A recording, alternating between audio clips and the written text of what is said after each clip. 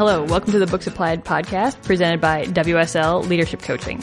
I'm Iggy Perillo, and I'm here to share the summary of a great book with you and then talk about how you can apply it to make your work, sport, or life a little more fantastic. The book we're going to talk about in this episode is Extreme Ownership: How U.S. Navy SEALs Lead and Win by Jocko, Willink and Leif Babin. The purpose of this book is to help people understand what the idea of extreme ownership means beyond just being accountable and responsible for your actions in the moment and what you do, and how that extreme ownership is useful in life situations and leadership situations, basically in anything that you might be doing. Part one of this book is called Winning the War Within, which is really about a personal philosophy of leadership that encompasses extreme ownership and how the leader uses that extreme ownership to be a good leader. They start off with a definition of extreme ownership. The leader must own everything in his or her world. No one else is to blame. So that's basically extreme ownership. Not just your own actions, you are responsible in the ownership and the accountability side for everyone's actions and everything in your world. If individuals are not performing adequately, it's the leader's job to mentor, train, or coach them. If the underperformer continually fails, a leader with extreme ownership must be loyal to the team and mission above any individual and teammate underperformers who do not improve. It's all on the leader. The idea is that there's no bad teams, only bad leaders, which is another section they talk into a lot, and that the leader's job is to set standards. Their definition of setting standards is that for a leader, it's not what you preach, it's what you tolerate. So if substandard performance is accepted, then poor performance becomes the new standard, which kind of makes sense. If you tolerate terrible work, you're going to see a lot of terrible work probably. So the leader has to enforce standards, not necessarily being severe and punishing initially, but they have to ensure that tasks are repeated to the higher standard expected. People might have to redo their work. And the leader's job is to push standards in a way that encourage and enables the team to utilize extreme ownership on their own, so that the teammates are also responsible for the standards that need to be achieved and the mission and the greater good.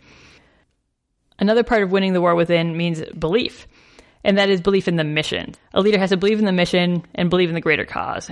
Without belief, the leader won't be able to take risks to overcome the challenges that will arise along the way. To believe in the mission, you have to ask why and understand why the mission is happening. And there's strategic and practical goal alignment that needs to happen. Leaders who understand and believe in the mission pass this on to their teams so that all can pursue the goals and win. Not knowing why something is happening prohibits you from believing in the mission, which also is going to slow down your performance in the mission. The last part of winning the war within is checking your ego. The ego is going to cloud everything, make everything confused. Most likely the most difficult ego to deal with is your own. By enacting humility, admitting mistakes, taking ownership, and developing a plan to overcome challenges, you show some integrity, and you basically are going to be successful with your team. The idea is to be confident but not cocky, not complacent, and remember it's not about you, it's about the greater mission. And if you start with extreme ownership as your process and your goal, it will diffuse egos because you can't make it all about you. It has to be about the mission, fundamentally, first and foremost, not about the people or personalities involved. Part two they talk about are the laws of combat, which is sort of their way of applying some really specific Navy SEAL tactical information to leadership and group work and communication. So a lot of the examples from this section are specific from missions they were on, but really apply to any group work or team setting. The first one on their laws of combat is move and cover, which basically means that everything within the greater team must work together. And so you have to depend on each other. Someone's covering you while you move, so you cover someone else while they move. And that's how you get things done, is working together. So move and cover, in a lot of ways, means being aware of what other people are doing within the sphere around you, within the world around you. Part two, the laws of combat, is being simple. Simplifying everything down to the most clear, simple, concise way so everyone understands the mission, their role, and likely contingencies. And it's pretty important for the frontline folks to ask questions to clarify if they don't understand the mission or key tasks that need to be done, and explain so everyone understands. Basically, clarity is going to be very important. If you need a group to get something done, you need to be really clear on what they're doing, what the tasks are. The next law of combat is prioritize and execute. To relax, look around, and make a call. Essentially, figuring out the highest priority task and taking action on making it happen. There's also very careful, thoughtful contingency planning, so a leader can anticipate challenges or things that might come up along the way before they happen, and they stay ahead of the curve. Then they're not going to be overwhelmed when these things happen or cloud your decisions. If the team has been briefed and understands their actions to take in likely contingencies, then the team can rapidly execute when those problems arrive, even without specific direction. The leader doesn't have to step in when every contingency comes up or every change needs to happen. And so the leader must maintain a strategic perspective and not get lost in the details of the minutia of the operation. And senior leaders can help junior leaders prioritize. That seems to make sense. If you are going to shift priorities, this also means it requires a lot of communication to everyone involved in the whole process. They talk about avoiding target fixation on a single issue and recognize when the highest priority shifts and quickly reprioritize. So they have some steps to prioritize and execute. Evaluate the highest priority problem. Lay out in a simple, clear, and concise terms the highest priority effect for your team. Develop and determine a solution. Seek input from key leaders, the whole team if possible. Direct execution of that solution with all energy and effort on the priority task. Then move on to the next highest priority problem and repeat. When priorities shift, pass structural awareness up and down the chain. And while you're doing all this, don't let focus on one priority cause target fixation. Maintain the ability to see other problems developing and rapidly shift as needed. The next point they move on to is called decentralized command, which is that humans can manage about 6 to 10 people. And so sub-teams of 4 to 5 have a clearly defined leader who understands the mission and the intent of the mission. And junior leaders are then empowered to make decisions within their sphere of influence to be effective and efficient. Even though the smaller teams need to understand what to do and why and have belief in the mission. And they have to fully understand what's in their decision-making authority. And also they have to communicate and recommend decisions beyond their authority and pass info along to help senior strategic decisions happen. They need to provide information from the ground. Part of decentralized command is telling people what you plan to do, but not asking people if you can do it. For decentralized command to work, people need to be able to take action and make decisions. So those frontline leaders must have confidence and understand what is needed of them in order to make the mission a success. And in order to build trust with senior leaders, they have to pass information to the senior leaders. And they need to be free to move and have some flexibility to attack the problem and do things in the way that works best for them. But they also need clear guidance and distinct boundaries. And to know why they're doing what they're doing. Open conversations build a lot of trust around this. And overcoming stress in challenging environments builds a lot of trust. As well as working through contingencies. That also builds trust. The boss has to be able to back up their junior leaders and their decisions they're making. The third thing they talk about are sustaining victory. You conquered the war within. You've kind of made some plans for how to work with the team around you. We have some rules for the road for that. And then sustaining victory is also an important part. Interestingly, this starts with making a plan. And that includes what the mission is, if it's defined and simplified, the mission analysis, clear directives for the team, the desired result, end state, what you're going for, possible different courses of action, and delegating a lot of this planning process down as much as possible to the people that are going to be enacting the process. The senior leader's job is to make sure the planning process doesn't get bogged down in details, but to maintain strategic objectives and identify weaknesses. And so the plan is then briefed to all the people. Things are prioritized. People have questions. People get their information. In a successful brief, you have the strategic mission, the intent of the mission, like the goals, the specific mission of the team, individual roles within the mission, contingencies, challenges that are likely. Things like this are all planned out in advance. Risks are mitigated as much as possible. Also, there's a constant tactic analysis to adapt and learn, and a post-operational debrief. So you look back at the end and see what learning could come down. To sustain victory, you also need to lead up and down the chain of command. This means senior and junior leaders need to communicate and offer information to each other to support their success. It's not always intuitive or obvious if people feel like they're stuck in a certain role or their job has a very limited scope, but it's pretty important for people to be able to offer ideas and their insights from their perspective, because that can drastically change the tactics and plans that need to be made or the priorities that need to be accomplished. And this is facilitated by decentralized command, this idea that people can lead up and down within the chain of command and communicate. By leading up, they mean you blame yourself first. For example, if your boss isn't making timely decisions or adequately supporting you, you need to push situational awareness up the chain of command so people understand what's actually happening and have the humility to understand that you and your team might not be the priority. Like you are a small piece, perhaps, in this bigger operation. Your job is also to support your boss and provide a united front with them. The same mission, same goals, same outcomes that you're all looking for. And to take responsibility for your supervisors and subordinates both. You're responsible for what they do or what they say or how they're impacting you. And if it's not working out, you need to do something about it for your supervisors or your subordinates. And they also mentioned looking in the mirror first, which I think references back to that ego. Like it might not be about you, but what are you doing your best? Are you doing what is needed of you? And again, they talk about not asking, but just telling people what you're going to do. But you also need to be decisive amid uncertainty. Recognizing there's no 100% right decision.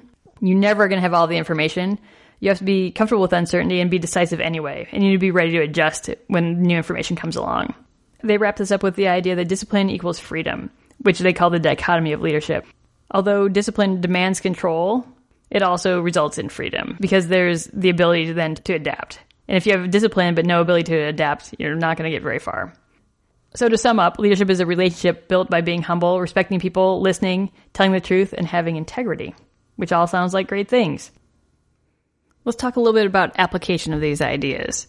Let's go back to their initial premise that extreme ownership means a leader must own everything in his or her world and no one else is to blame. This means that the ultimate level of accountability and responsibility lies on that leader. It's their job to not only accomplish the task, the goals at hand, but also make sure that everyone around them is working at their best. So the best outcomes for the individuals and the whole team are the responsibility of that leader with extreme ownership, which makes it easy to say when something goes wrong to not look and blame someone else. Like that seems like an easy concept, but that's super hard to do. But most folks I know are far more likely to look for problems external to themselves and not look at first at what they could have done differently.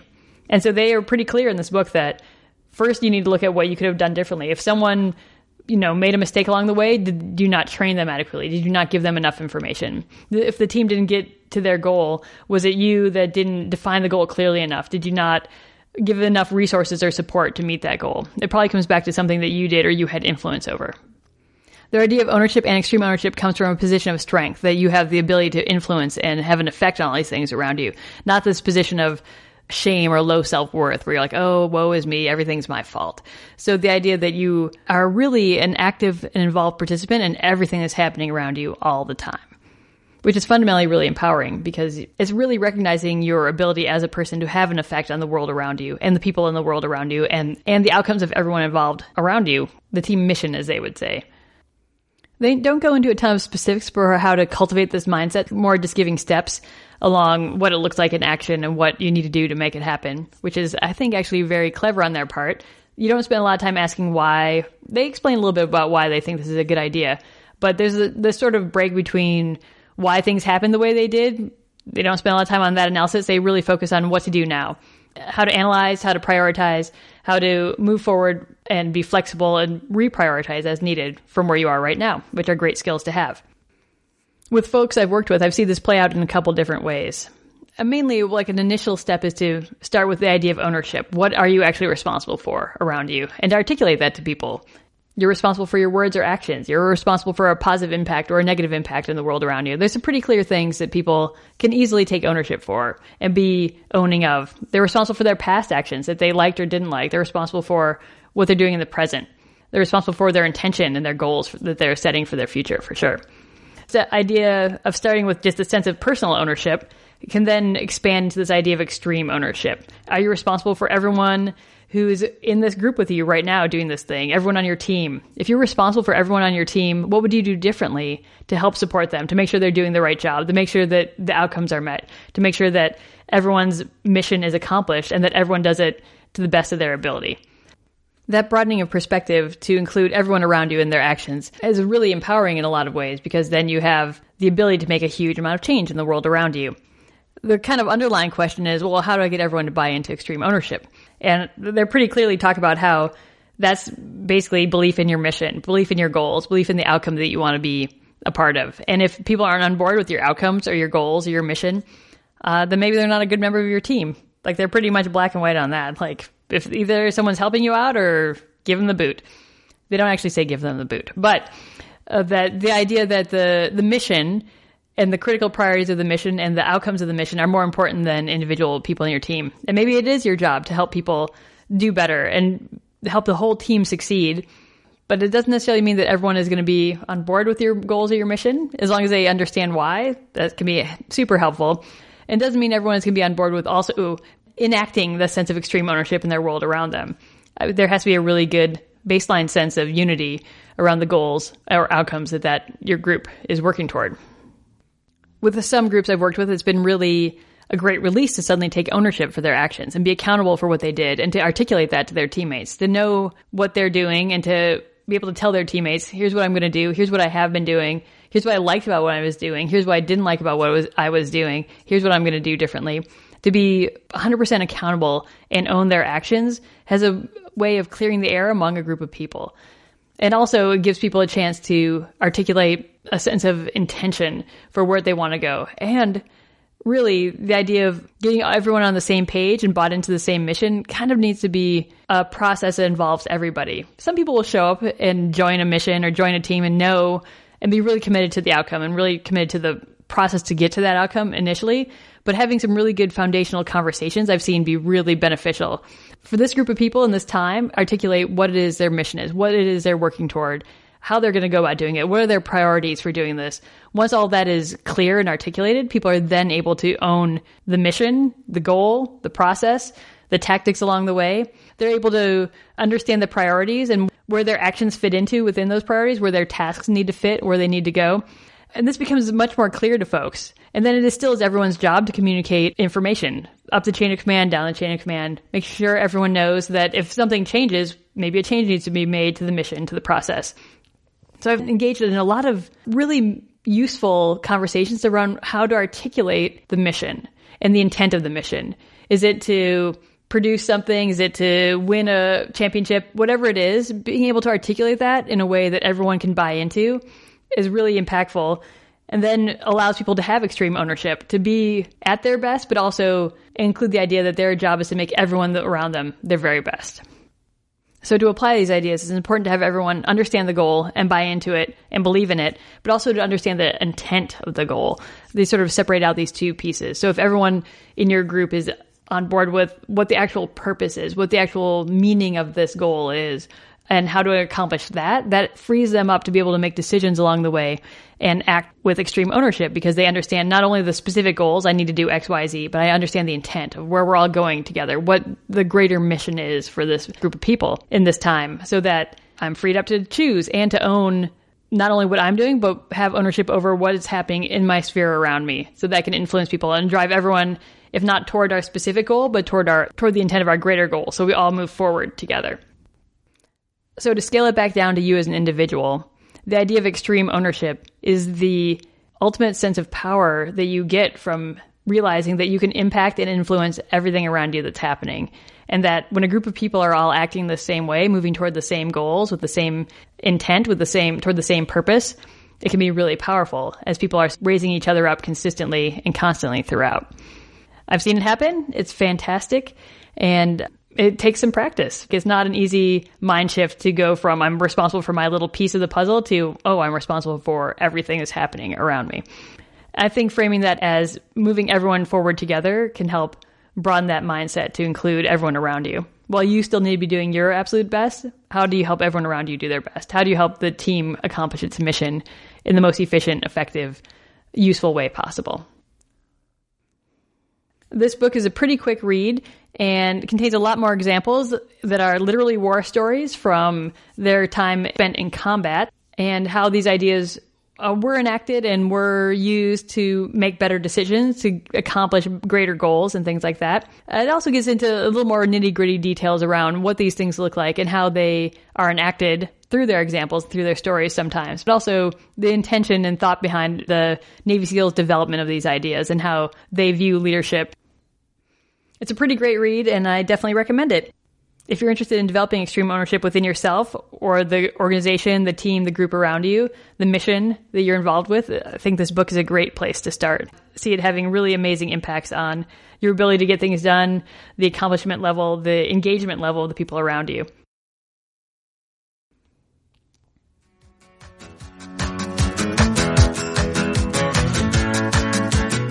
Thanks for listening to the Books Applied podcast about extreme ownership. If you have ideas or suggestions for more books, I'd love to hear from you. You can learn more about WSL Leadership Coaching at our website, worksportlife.com. Have an excellent day.